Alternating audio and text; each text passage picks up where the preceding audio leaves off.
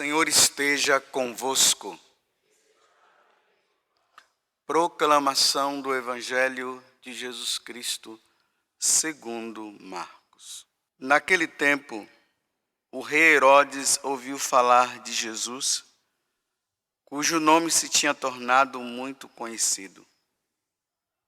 Alguns diziam: João Batista ressuscitou dos mortos.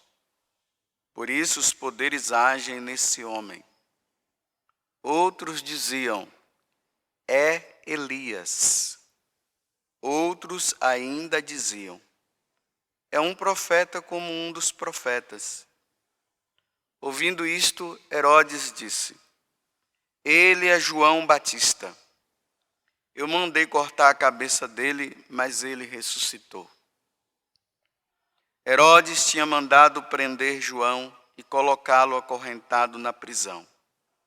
Fez isso por causa de Herodíades, mulher do seu irmão Filipe, com quem tinha se casado. João dizia a Herodes: não te é permitido ficar com a mulher do teu irmão. Por isso Herodíades o odiava e queria matá-lo, mas não podia. Com efeito, Herodes tinha medo de João, pois sabia que ele era justo e santo, e por isso o protegia. Gostava de ouvi-lo, embora ficasse embaraçado quando o escutava. Finalmente, chegou o dia oportuno. Era o aniversário de Herodes, e ele fez um grande banquete para os grandes da corte, os oficiais e os cidadãos importantes da Galiléia. A filha de Herodíades entrou e dançou, agradando a Herodes e seus convidados. Então o rei disse à moça: pede-me o que quiseres e eu te darei. E lhe jurou, dizendo: eu te darei qualquer coisa que me pedires, ainda que seja a metade do meu reino. Ela saiu e perguntou à mãe: o que vou pedir? A mãe respondeu: a cabeça de João Batista. E voltando depressa para junto do rei, pediu: quero que me des agora num prato a cabeça de João Batista. O rei ficou muito triste, mas não pôde recusar. Ele tinha feito o juramento diante dos convidados. Imediatamente, o rei mandou que um soldado fosse buscar a cabeça de João. O soldado saiu, degolou-o na prisão, trouxe a cabeça num prato e a deu à moça. Ela entregou à sua mãe. Ao saberem disso, os discípulos de João foram lá, levaram o cadáver e o sepultaram. Palavra da salvação.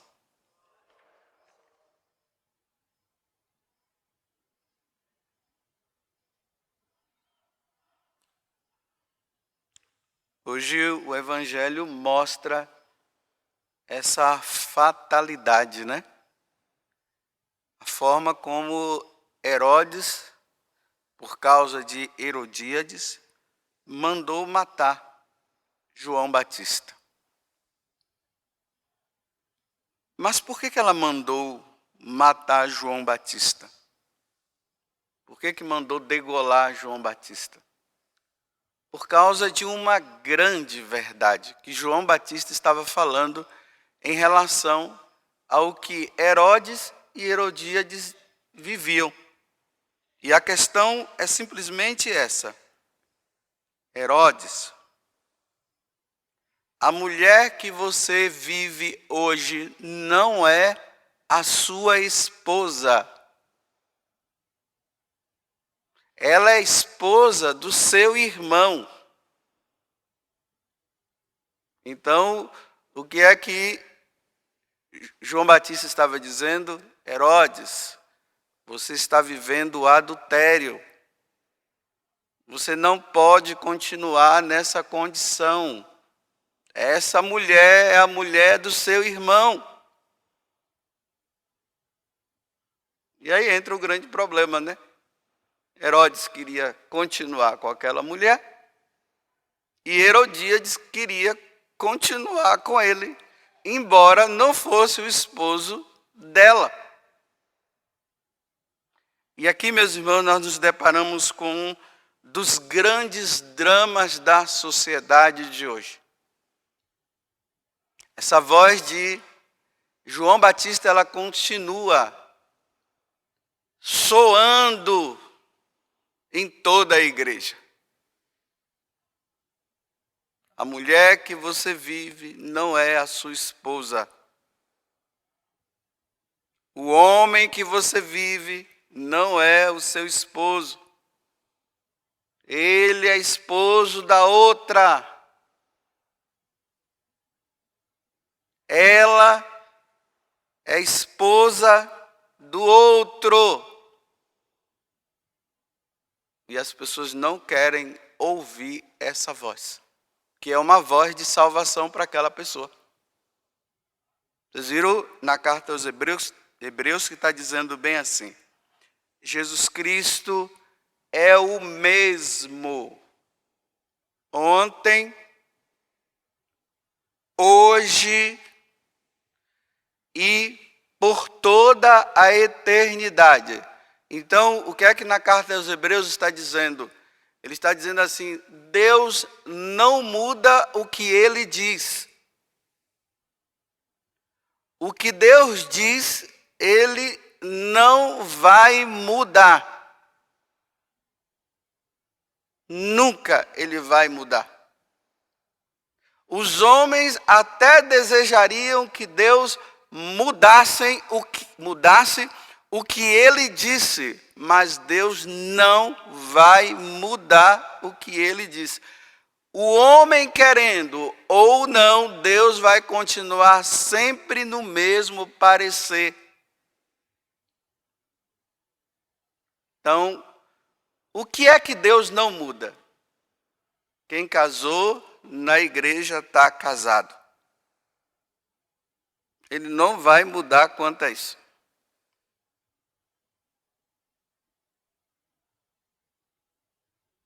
Aí, eu vou ler aqui algumas passagens, né? Primeiro da Sagrada Escritura, no que diz respeito à questão do casamento, né? Aquele homem e aquela mulher que conscientemente, de forma consciente, eles casaram. Prometo amor e fidelidade a você por toda a minha vida.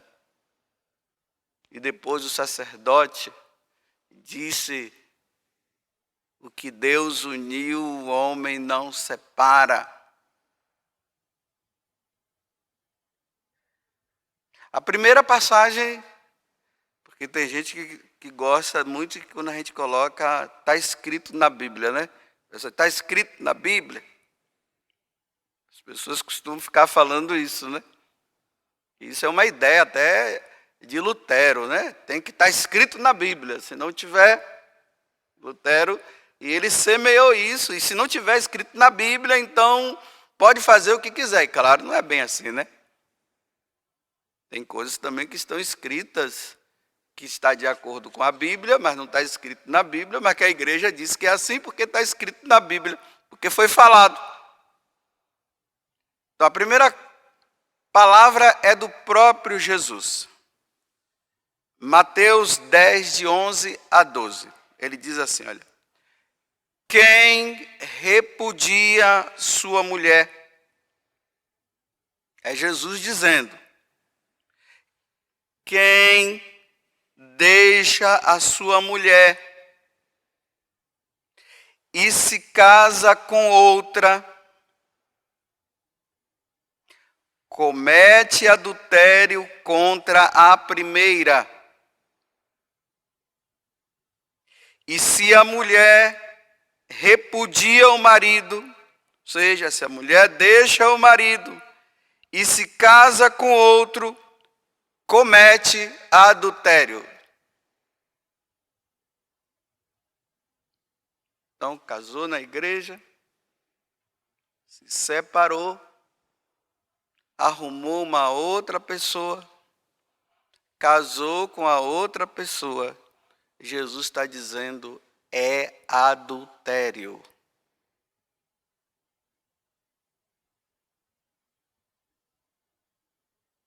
Jesus Cristo é o mesmo ontem, hoje e por toda a eternidade.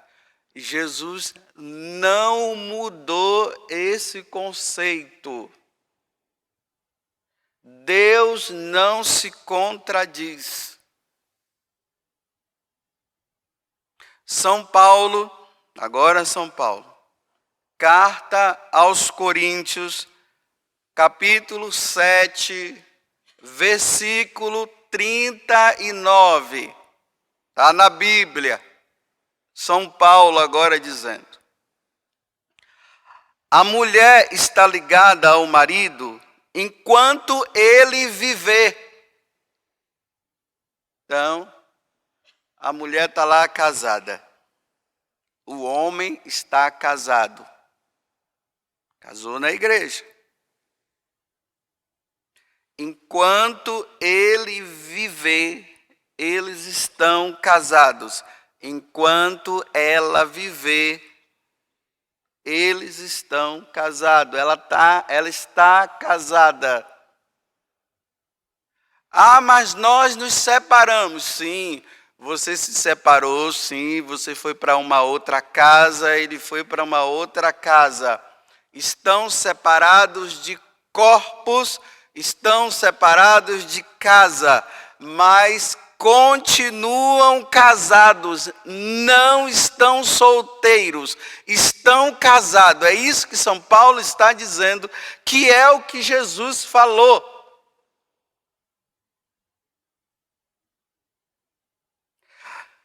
Mas, se morrer,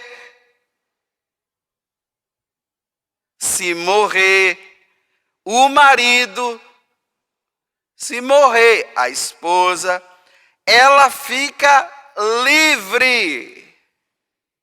Aí poderá casar. Se morrer. Se estiver vivo, não pode casar de novo. Enquanto não morrer.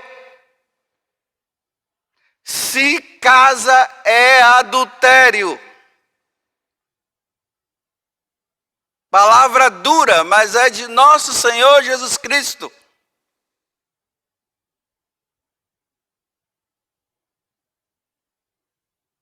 Qual é o nono mandamento? O nono mandamento é: não desejar a mulher do próximo. É o nono mandamento. Eu estou casado, tenho a minha esposa, e agora eu estou gostando de uma outra mulher, e já estou tramando de separar, de cá para ficar com ela. Não pode. Você vai ter que ficar com essa. Fuja desse pecado como se foge da serpente, porque se você ficar, a serpente vai te picar, vai te morder, e você vai morrer, vai matar a tua alma.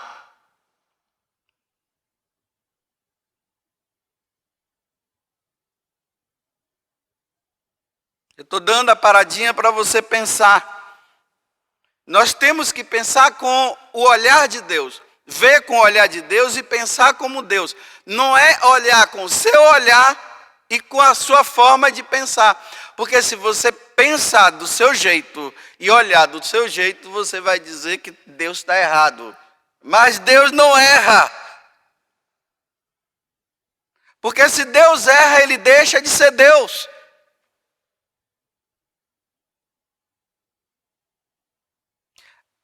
Vamos agora ao Catecismo da Igreja. Depois vocês abram o Catecismo da Igreja, 1649 a 1650. Aí o Catecismo vai falar bem assim, olha. Hoje nós vivemos essa triste situação, aonde os casais vivem casando no civil. Se separam e depois eles casam no civil. Eles não casam na igreja. Porque quando eles vão casar na igreja, a igreja diz, não pode. Aí ele diz assim, então tá bom, nós vamos ficar casados somente no civil. Aí o catecismo diz, hoje diante desta triste situação que os casais vão casando no civil, a igreja, sendo fiel ao que Jesus disse, a mulher não pode casar com outro homem, senão é adultério, se ela é casada na igreja, e vice-versa. A igreja afirma que não pode reconhecer como válida uma nova união. A igreja não reconhece. A igreja não reconhece porque Jesus não reconhece. Então, gente, vamos parar de ficar dizendo assim que a igreja fala uma coisa e Jesus fala outra. Quando diz a igreja, está dizendo Jesus. Então, Jesus, que fundou essa igreja, ele não pode reconhecer como válida uma nova união. Se o primeiro casamento foi válido, então aqui, olha, se o primeiro casamento foi válido, como é então que uma pessoa que está nessa situação, ela precisa ver se o casamento foi válido? Vai no tribunal eclesiástico. Padre José Augusto, como é que faz para ir nesse tal tribunal que eu não sei? Vai lá na tua paróquia e fala com o seu padre e diga, padre, como é que eu faço para ir no tribunal eclesiástico? O padre vai te explicar, ele tem que te explicar. Ele tem que dizer como é que faz para chegar nesse bendito tribunal eclesiástico que você não sabe nem o que é isso. Aí você vai lá no tribunal, porque você veio de um outro casamento, na igreja, e você agora encontrou uma outra pessoa, e você está dizendo que ela é a mulher da tua vida, porque a outra já não é mais, ou vice-versa. Então você vai dar entrada, você vai falar por que levou, o que levou você a se separar daquela outra pessoa, e aí a igreja vai ver se aquele casamento foi válido, apesar de ter acontecido. Se a igreja vê que aquele casamento não aconteceu, apesar de ter tido toda a celebração, mas aquele casamento não foi válido, aí a igreja diz, bem, esse casamento não é válido, aí você pode casar com essa outra pessoa. Mas se a igreja diz, esse casamento é válido, você não pode casar com essa outra pessoa. Olha que situação difícil. E a igreja sofre, e Deus sofre com isso.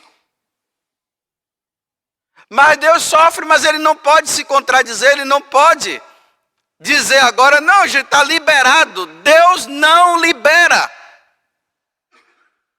Só se não aconteceu o casamento. Aí o catecismo continua. Ficam numa situação que contraria objetivamente a lei de Deus. Qual é a lei de Deus? Não desejar a mulher do próximo. O que Deus uniu, o homem não separa. A lei de Deus é, se um homem repudia a sua mulher e casa com outra, é adultério. Portanto, não podem ter acesso à comunhão eucarística. Não podem comungar. E por que não podem comungar? Porque estão em pecado, e estão em pecado mortal. Quem está em pecado mortal não pode receber a Eucaristia. Ah, mas o padre me liberou. O padre não pode liberar. Se o padre libera, ele está indo contra a lei de Deus.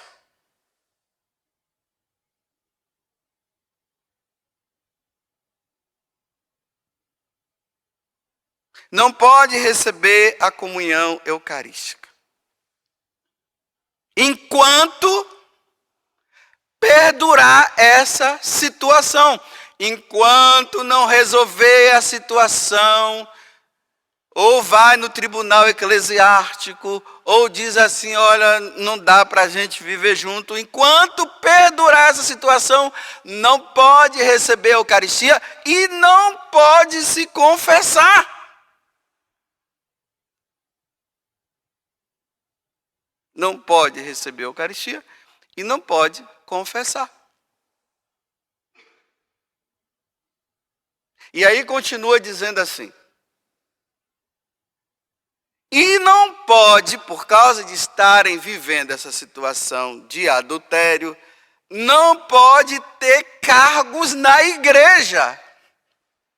Olha, porque tendo cargo na igreja, está dando mau testemunho para os outros. Está dizendo para os outros, não tem problema, a gente pode viver assim.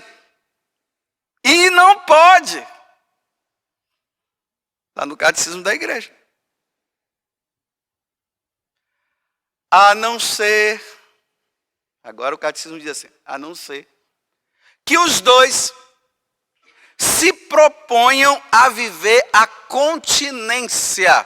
Ou seja, se os dois se propõem a não ter relação sexual, ou seja, vão viver como irmão. Se eles se propõem, não querem resolver a situação, mas querem viver juntos, então, só se eles viverem como irmão, não vão ter relação sexual, aí, conversando com o sacerdote, por causa do propósito que eles têm de viver a continência, de não ter relação sexual, acompanhado por aquele sacerdote, os dois podem receber a Eucaristia e podem até se confessar, mas que procure resolver a situação. Agora, o maior drama e o maior problema, sabe onde é que está? É que as pessoas não querem resolver o problema. Não, nós vamos ficar assim mesmo, a igreja não entende, Deus entende meu coração, Deus sabe de nós, e fica nessa enrolação e não resolve a situação. Agora, você não resolve a situação e você está disposto a morrer assim? O primeiro que morrer vai prestar contas a Deus do adultério. E quem está no adultério não entra no céu, vai para o inferno. Essa é a verdade que nós padres temos medo de dizer. E eu não posso ter medo de dizer porque é a verdade de Deus.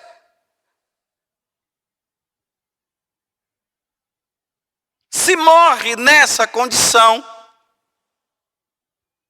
não quis resolver e continuou nessa situação, morrendo, não se salvará. Padre José Augusto, você está julgando? Não, é Deus que está julgando. É adultério. É Deus quem disse, não foi o Padre José Augusto.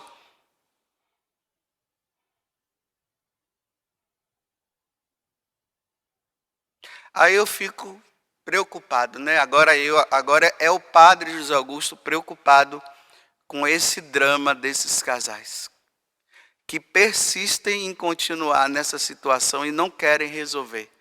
Olha, não querem resolver, continuam nessa situação. Aí eu fico preocupado, porque o sacerdote preocupa-se com a salvação da alma, com a salvação da pessoa. A pessoa está nessa situação, é claro que eu estou preocupado. Eu, como padre, estou preocupado. Porque a pessoa está caminhando para o abismo e ela fica dizendo, não, Deus nos ama, nós somos bem, afinal de contas, tem gente que está casada na igreja, não vive bem, nós estamos bem, blá, blá, blá, blá, blá, blá, blá, e ficam nesse blá, blá, blá, blá, blá, blá, e morre assim. Aí eu fico preocupado com os filhos que veem os pais nessa situação e falam para os pais mudarem e os pais não mudam. E persistem. Acabou a homilia. Cada um responda pelos seus atos. Você acabou de ouvir a verdade é essa. Cada um responda pelos seus atos. E eu vou continuar rezando a missa, oferecendo a Deus, pedindo a Deus para que Deus tenha misericórdia dos casais que não querem resolver essa situação, que Deus tenha piedade deles. E eu vou continuar fazendo jejum, vou continuar fazendo penitência, me penitenciando, para que os casais abram a mente e mudem de vida. A minha parte de padre eu vou fazer.